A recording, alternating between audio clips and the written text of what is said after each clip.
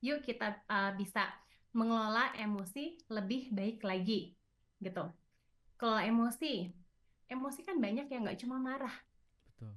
tapi juga frustrasi, Hmm. stres, merasa tertekan, Hmm. merasa ketakutan, merasa cemas, merasa sedih, merasa tidak nyaman, merasa kesepian sendiri itu kan emosi semuanya. Hmm. Dengan regulasi diri, harusnya kita bisa punya kemampuan manajerial nih emosi yang lebih oke. Lagi frustrasi banget, kita nggak mengurung diri. Hmm. Lagi tertekan banget, ini kok kerjaan nggak kelar-kelar. Kita bisa apa? Oh ya, wajar manusia punya rasa capek, lelah kita manusia. Yuk istirahat dulu. Hmm. Habis istirahat cukup, yuk emosional fokus coping dulu nggak apa-apa. Habis kita tenang, yuk kita fight, kita apa bertempur lagi gitu. Hmm. Kita berjuang lagi.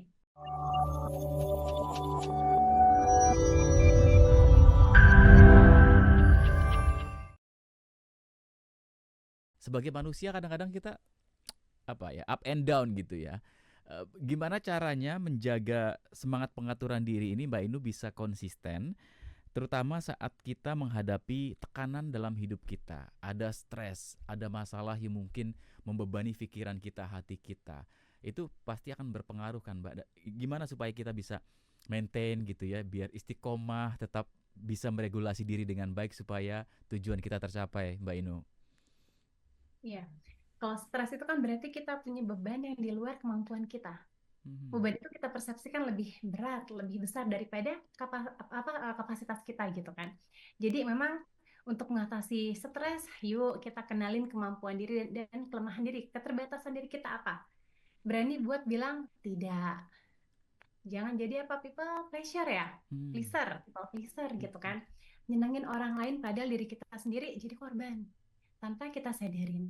Orang lain enak, kita enggak. Jadi yuk kita punya keterampilan buat bilang tidak. Saya juga masih belajar sih soal bilang tidak ini. Dan kemudian biar kita nggak stres, selain kita kenalin kemampuan potensi kita mesti atur strategi. Hmm. Coping stress. Coping stress itu mungkin ada, ya anggap aja ada tiga sekarang yang gampang diingat ya. Hmm. Pertama, coping stress itu terkait problem fokus coping. Jadi kalau ada masalah, ada sumber stres, kita selesaikan gitu. Fokus ke problem, ke masalahnya. Hmm. Bingung masak apa? Ibu-ibu nih buat buka puasa. Ya udah kita googling, kita nanya ke suami, kita nanya ke anak-anak mau makan apa, kita mau nanya teman apa ya makan ya yang enak, itu kan problem fokus coping gitu kan. Yang kedua ada emotional focus coping, berarti fokus kita pakai emosi dulu buat ngatasin stres kita. Oh, bikin tenang diri kita dulu. Nggak heran banyak orang ketika misalnya ada masalah, ya lihat HP dulu, ya jalan-jalan dulu ke mall, Hmm. window shopping doang gitu. Hmm. Atau mungkin ya curhat dulu, masalah selesai nggak selesai, tapi hati kita rasanya lebih Ya, lapang, lebih tenang, lebih siap buat menghadapi masalah, menghadapi tantangan sumber stres tersebut. Yang ketiga, spiritual focus coping. Nah ini juga tepat banget kan di bulan Ramadan betul. nih. Yuk kita pakai spiritual focus coping ketika emang uh, lagi punya masalah. Yuk kita serahkan ya, kita jadi kalau spiritual focus coping itu kita punya pemahaman diri. Jadi nggak sekedar ibadah atau ritual ibadah, enggak gitu. Tapi pemaknaan.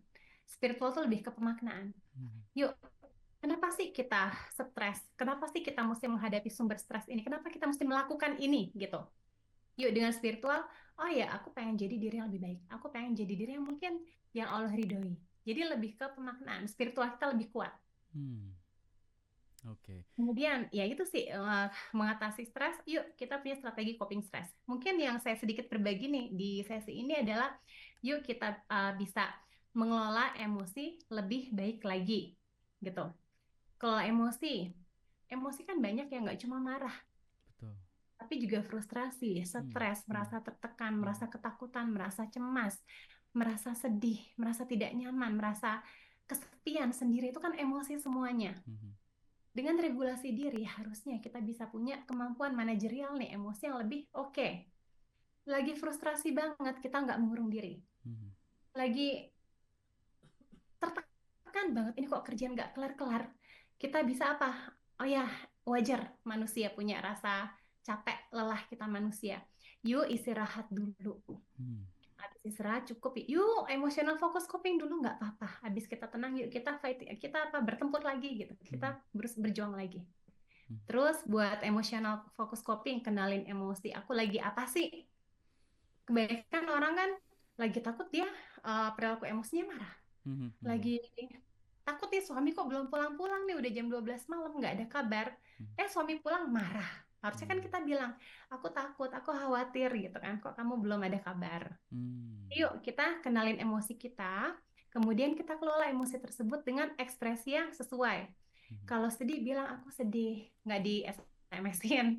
Lagi marah, ya udah bilang aku marah loh, aku tersinggung, kamu kok kayak gitu. Jadi sesuai emosi kita yang kita rasakan dengan perilaku kita. oke. Itu. Kemudian relaksasi. Relaksasi juga penting banget. Mungkin yang paling mudah relaksasi pernafasan 4-7-8. Gimana tuh, Mbak? Nafas 4 detik, tahan 7 detik, hembuskan 8 detik. Oh, Kenapa 4 detik? Diharapkan selama 4 detik kita bisa menghirup oksigen memenuhi rongga paru-paru kita. Cukup buat ke seluruh tubuh. Kenapa 7 detik? 7 detik mungkin dianggap itu batasan yang memang optimal gitu. Yang tubuh kita tuh bisa mengalirkan semua oksigen sampai akhirnya apa? Kita hembuskan perlahan gitu. Kita ya hembuskan pelan-pelan itu 8 detik. Kemudian 4-7-8 lagi. Tarik nafas 4 detik, 1-2-3-4 tahan, 1-2-3-4-5-6-7 dan hembuskan 1-2-3-4-5-6-7-8 berkali-kali oke. atau senyamannya.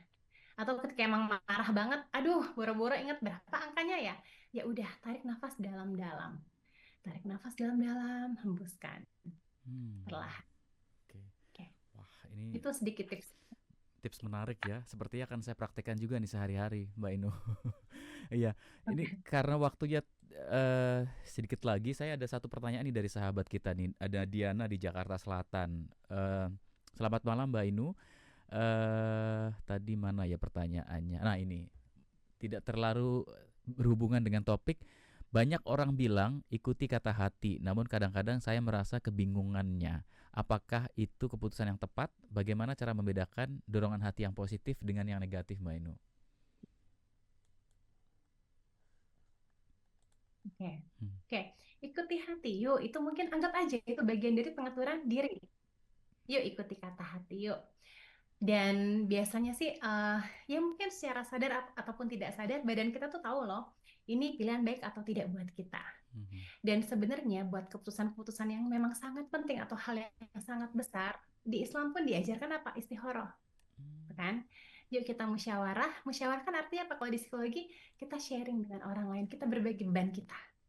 Oke. Kita minta pandangan orang lain, pendapat orang lain. Itu akan membuka pikiran kita. Mhm. Mhm. Kemudian baru kita istihoroh. Jadi kalau istihoroh sendiri kan ya musyawarah dulu gitu. Mhm. Mhm. Baru istihoroh, bukannya istihoroh baru kita mikir, enggak. Jadi Mhm. buat ikuti kata hati, ingat aja batasan. Hati itu ada batasan.